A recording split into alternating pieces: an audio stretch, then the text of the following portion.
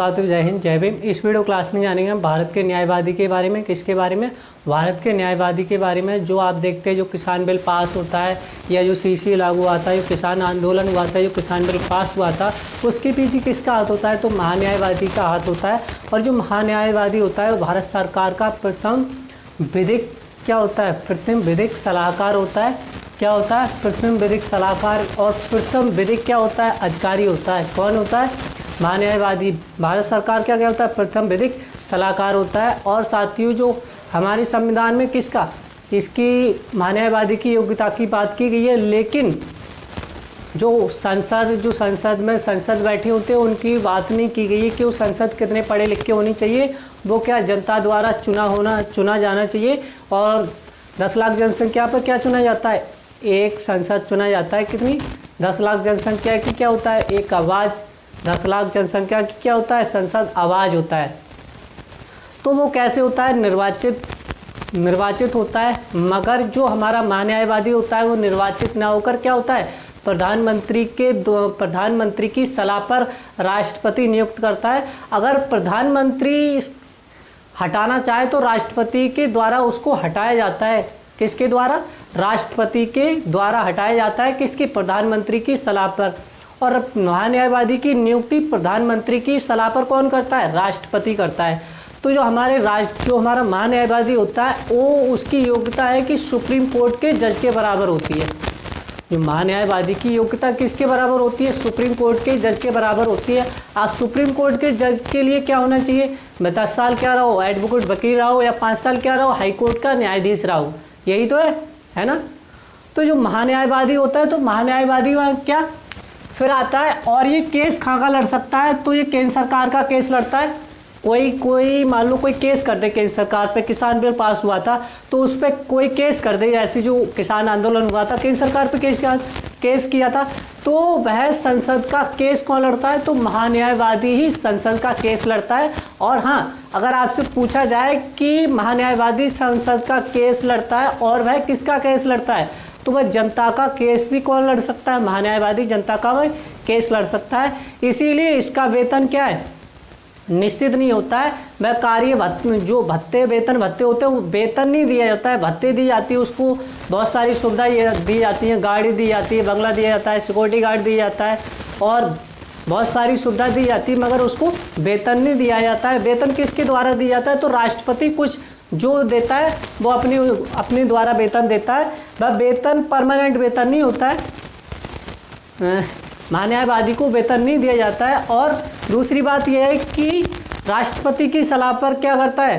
काम करता है। और राष्ट्रपति किसकी सलाह पर काम करता है? प्रधानमंत्री की सलाह पर काम करता है।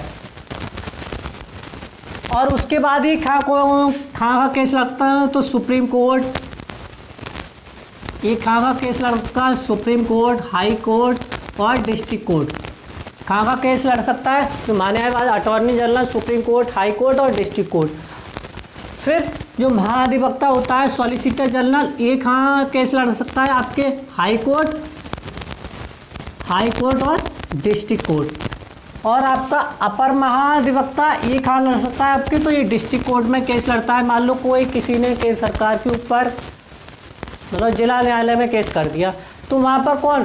अटॉर्नी जनरल थोड़ी केस लड़ने जाएगा। अटॉर्नी जनरल कैसे कौन लड़ेगा उसका केस? एडिशनल सॉलिसिटर जनरल, जिसे क्या कहा जाता है? अपर महाधिवक्ता कहा जाता है। ये केस लड़ता है। अगर आपके हाई कोर्ट में हाई कोर्ट मतलब भारत में कितने उच्चतम न्यायालय हैं? तो 24 उच्चतम न्यायालय है और एक आपके क्या है? सुप्रीम कोर्ट है। तो 24 उच्च न्यायालय में कहीं भी क्या लड़ सकता है? जो महाधिवक्ता होता है वो कहीं भी केस लड़ सकता है भारत में।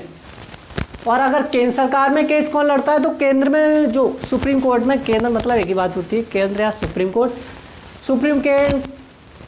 सुप्रीम कोर्ट में केस कौन लड़ता है? तो आपका अटॉर्नी जनरल, महान्यायवादी। और इसका उल्लेख किस में किया गया है? तो आर्टिकल 76 में बताया गया। आर्टिकल 76 में, अनुच्छेद आपके 76 में।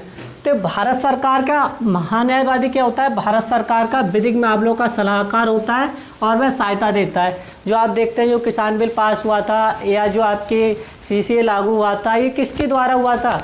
तो महान्यायवादी की सलाह के द्वारा कार्य होता है, क्योंकि हमारे जो संसद इतने पढ़े लिखे नहीं होते हैं और मैंने पहले ही बताया था कि संसद कोई योग्यता मानी नहीं रखती है। वह क्या होना चाहिए, भारत का नागरिक हो या 35 वर्ष या 25, लोकसभा 25 वर्ष और राज्यसभा 35 वर्ष आयु पूरी कर रखी हो, और वह भारत का और वह क्या हो, कैसा ना हो, सारे दागी नेता हैं।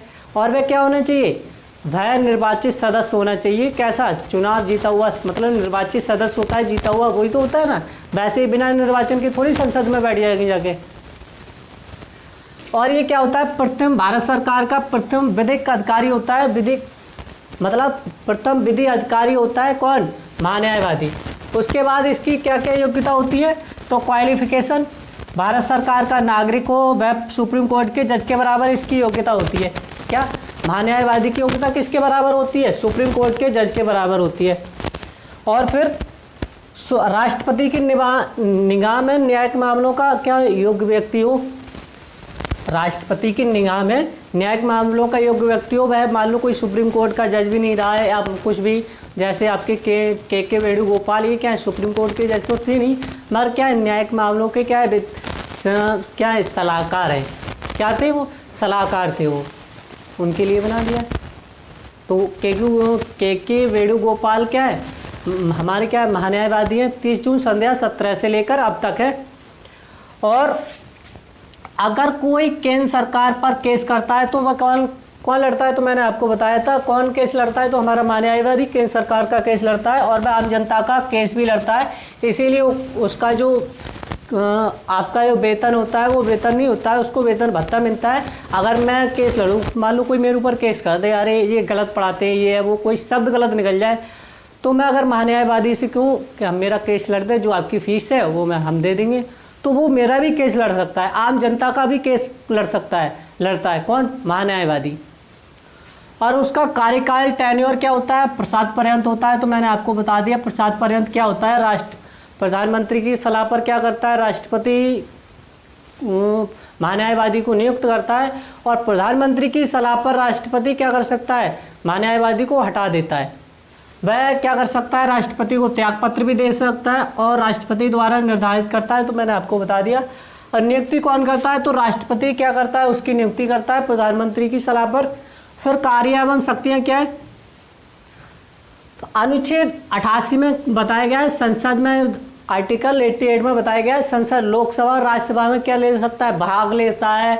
दोनों में, लोकसभा और राज्यसभा में भाग ले सकता है, और बैठक भी करता है। लेकिन लोकसभा राज्यसभा में क्या मत नहीं दे सकता, क्यों मत नहीं दे सकता, क्योंकि वह निर्वाचित नहीं है।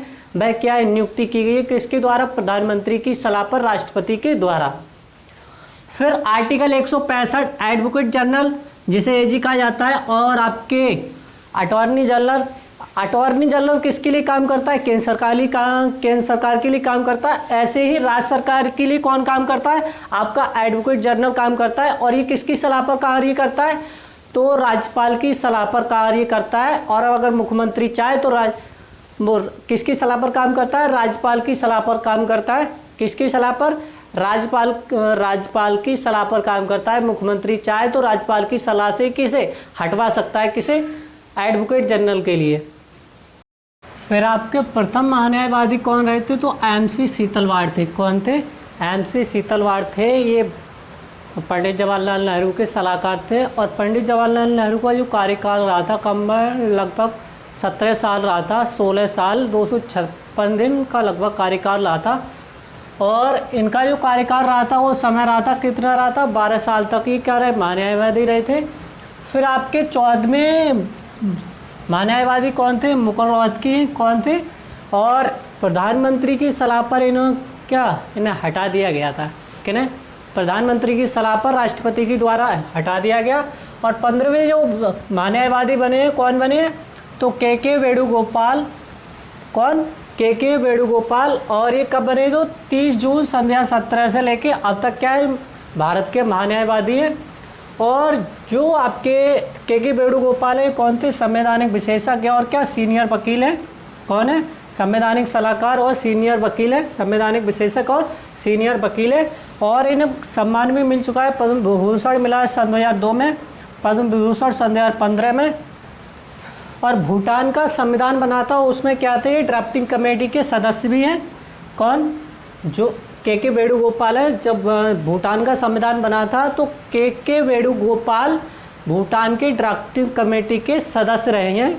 राज देसाई की सरकार में क्या रहे, ये अपर महाधिवक्ता है, और 2G स्पेक्ट्रम घोटाला था वो उसमें भी केस लड़ा था इन्होंने, और आपके जो बाबरी मस्जिद केस में था वो भी इन्होंने लड़ा था।